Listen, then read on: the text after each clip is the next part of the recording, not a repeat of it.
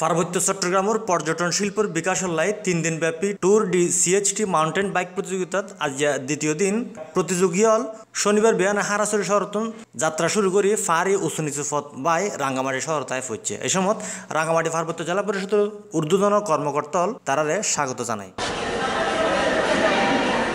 রাঙ্গামাটির সাজেক বেলেতন হারাসরি হয়ে বান্দরবান নীলগিরি পর্যন্ত মোট 250 কিলোমিটার ফারি পথ বাই এই প্রতিযোগিতা অনুষ্ঠিত। এটা অংশ লইয়ে মোট 41 জন প্রতিযোগী, তার মধ্যে একজন নারীও আছে। সাজেক থেকে বান্দরবানের নীলগিরি পর্যন্ত রেসটা হবে, আমি এটাতে দেখে খুবই খুশি হই।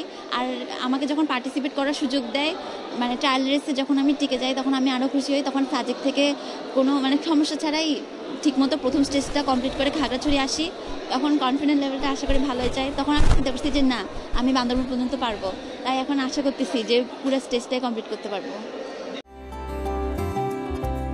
কেওয়াইর মুরগি মার্কা ডিওটিন লাগাইলেই হিট জব্বর চলিব।